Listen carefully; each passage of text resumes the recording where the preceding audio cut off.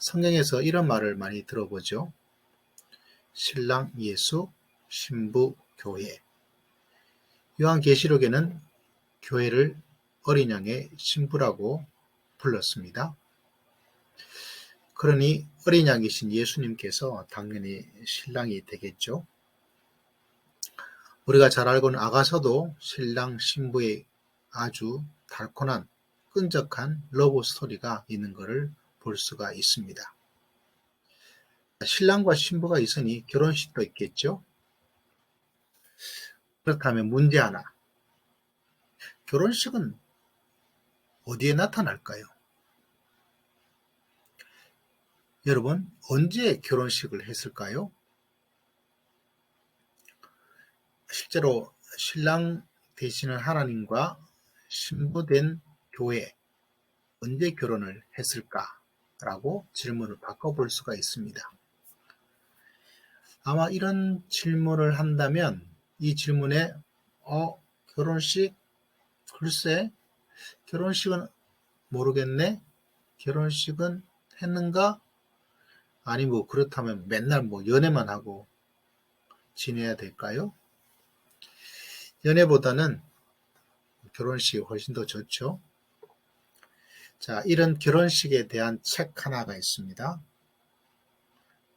세 가지 관점으로 보는 신해산 언약.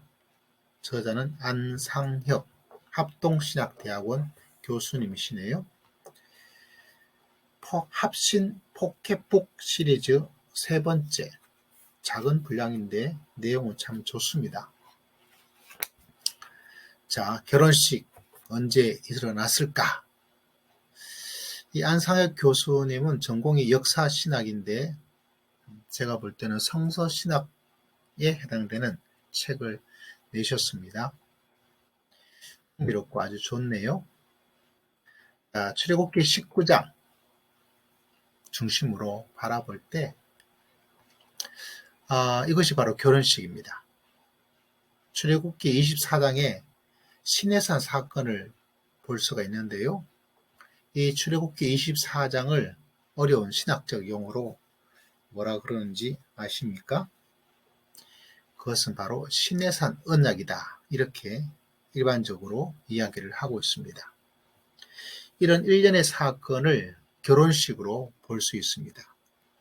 아니 결혼식 좀 너무 막 가는 거 아니야? 아니 좀 너무 가볍게 가는 거 아니야?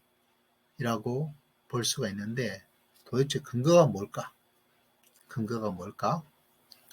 그 출발점은 예레미야 31장 32절입니다. 이런 내용이 있습니다. 이 언약은 내가 그들의 조상들의 손을 잡고 애굽 땅에서 인도하여 내던 날에 맺은 것과 같지 아니할 것은 내가 그들의 남편이 되었어도 그들이 내 언약을 깨뜨렸습니다. 라고 이야기를 하고 있습니다. 애굽 땅에서 인도하여 내던 일련의 사건들을 바라볼 때 결혼식, 남편이 되었다. 이렇게 이야기를 하고 있는 거죠. 다시 말하자면 하나님이 남편이 되는 사건, 다시 말하자면 이스라엘 백성이 아내가 되는 사건이 바로 출애굽의 이야기다. 이렇게 볼 수밖에 없는 것입니다. 결국 출애굽을 결혼으로 보는 해석을 하신 분은 다른 사람이 아니에요. 안 교수님이 한 것도 아니고 제가 한 것도 아니고 하나님께서 이 출애굽을 결혼으로 보셨다는 사실입니다. 자, 그렇다면 이 결혼을 하나님께서 보았던 관점에서 시내산 사건, 시내산 언약을 볼 수 있겠죠. 자, 그런 면에서 설정합니다. 중매자 모세, 남편 후보, 하나님, 아내 후보, 이스라엘 백성. 자, 신랑의 청혼을 한번 들어보도록 하겠습니다. 청혼하자면 예비 신부에게 자기 자랑을 좀 해야 되겠죠. 내가 이런 사람이다. 그런 면에서 출애굽기 19장에 이렇게 하나님께서 자기를 소개합니다. 내가 독수리 날개로 너희를 업어 인도하였다. 라고 이야기를 합니다. 이걸 문자적으로 바라보면 출애굽은 독수리 위에 그냥 출애굽한 게 아니잖아요. 그럼에도 불구하고 출애굽의 사건들을 10가지 재앙의 사건들, 긴박감이 있죠. 그리고 홍해를 건너는 사건들, 엄청난 긴박함이 있습니다. 이 독수리 날개로 이렇게 했다라고 자기 자신을 소개합니다. 그와 동시에 요사이 생각하면 딱 맞는데요. 이 모든 세계가 내게 속하였다라고 흔히 말하자면 자기 자랑을 하는 거죠. 다시 말하자면 내 아내가 되면 이 나한테 속한 게 이렇게 많은데 다 내 것이 되는 거야. 자본주의 시대를 생각해 보자면 요사이 말로 하자면 내가 최고 부자다, 나 성공한 사람이다 이렇게 말하는 것과 동일하다는 사실입니다. 이런 내용들이 출애굽기 19장 3절에서 6절의 내용입니다. 자, 이런 청혼의 이야기를 듣고 이제 수줍은 신부들에게 소개를 해야 되겠죠. 중매를 해야 되겠죠. 누가 할까요? 그 사람이 바로 모세입니다. 신랑이 남편 후보가 말합니다. 중매자에게, 예비 아내 후보에게, 이스라엘 백성에게 이걸 전해주세요. 그래서 이스라엘 백성에게 모세가 찾아와서 백성의 장로를 불러서 이렇게 청혼이 들어왔습니다. 라고 이야기를 합니다. 이 말을 듣고 신부가 청혼을 수락을 합니다. 출애굽기 19장 8절에 모세가 명한 대로 우리가 다 행하리이다. 야, 여러분 이게 참 신기하지 않습니까? 하나님께서 일방적이지 않는 것, 저는 이게 참 신기하다고 생각해요. 민주적이잖아요. 권위주의 시대에 가부장제가 있었던 그 시대에 이렇게 신부의 의사를 묻고 신부의 반응을, 신부의 승낙을 받는 이런 아름다운 모습이 참 선명해서 아름다운 모습이다 라고 생각을 합니다. 자, 이제 승낙을 했으니까 결혼식을 해야 되겠죠. 결혼식에서 백미는 바로 신부의 흰 하얀 드레스. 아, 멋있죠? 제 아내도 흰 드레스 입고 결혼했고 아이도 흰 드레스를 입고 결혼하는데 참 아름답더라고요. 자, 결혼식은 이제 3일 후에 진행하는데 흰 드레스가 준비해야 되겠죠. 맞춰야 되겠죠. 그래서 하나님께서 옷을 빨라고 하십니다. 세탁하라고 말씀하고 있는 거죠. 깨끗하게 흰 드레스로 준비를 하자. 짠짠. 자, 드디어 결혼식이 되었습니다. 결혼식. 드디어 결혼식에 신랑이 입장하는데 오우, 엄청나요. 울에서 번개, 빽빽한 구름의 나팔 소리. 아, 화려합니다. 지금도 어떤 결혼식 가보니까 나팔 소리 울려 퍼지고 신랑이 짠 등장하는데 하나님께서도 그렇게 등장을 하고 있습니다. 자, 이제 신랑이 등장했으니까 모세가 신부를 거느리고 드디어 장막에서 시내산으로 올라가게 되는 것. 이때 생각해보면 모세가 중매라고 하기보다는 마치 아버지가 신부 손을 잡고 신랑에게로 가는 게 연상이 되기도 합니다. 이제 신랑 신부가 만나서 결혼식에는 서약식이 있죠. 서약식. 그게 우리가 알고 있는 십계명으로부터 시작하는 하나님의 법입니다. 이런 법이 나오죠. 자, 이제 성혼 선포가 있습니다. 출애굽기 24장 7절과 8절의 말씀인데요.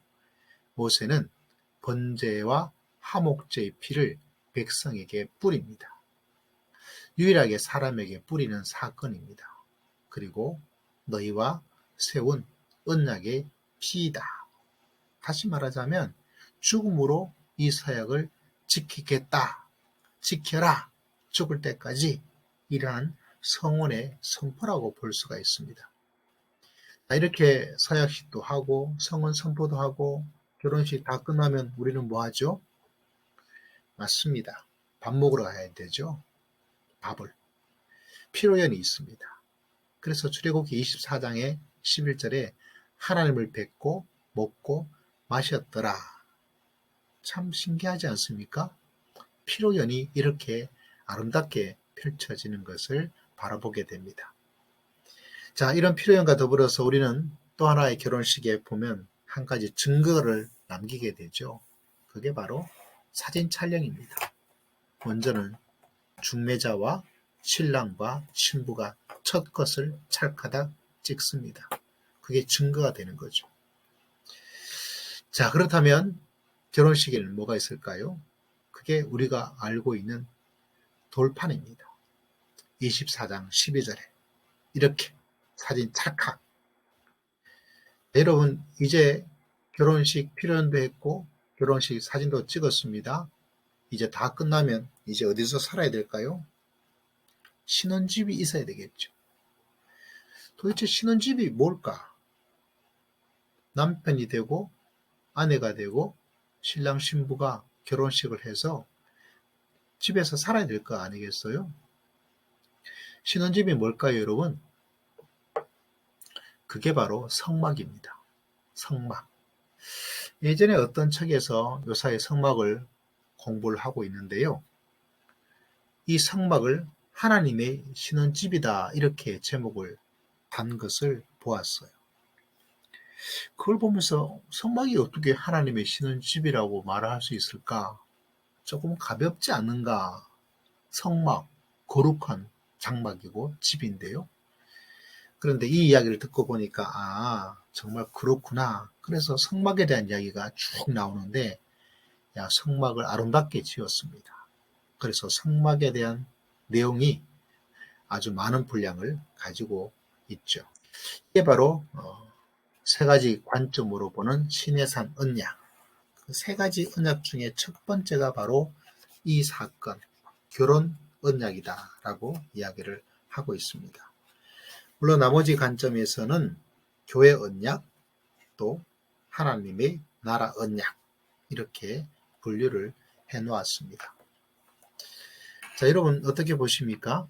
출애굽기 19장과 그 이하의 사건, 출애굽을 결혼식 사건으로 보는 것.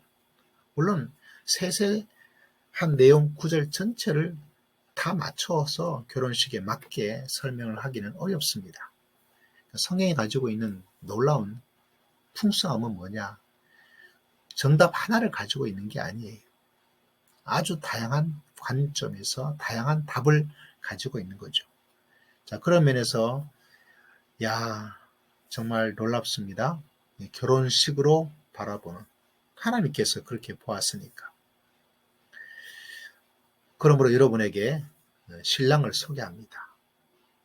신랑이신 하나님, 구약에서, 신약에서는 신부, 어린 양의 신부를 교회로 두었던 신랑 되시는 예수님. 여러분의, 우리의 신랑은 어떤 분이신지 잘 알 수 있는 그런 귀한 내용이죠. 그런 면에서 어디에 내세워도 빠지지 않은 우리 신랑 되신 하나님, 우리 신랑 되신 예수님이 참 자랑스럽다. 여러분, 신혼집에서, 성막에서 멋진 가정생활 잘 하실 수 있기를 기도하고 또한 축복합니다.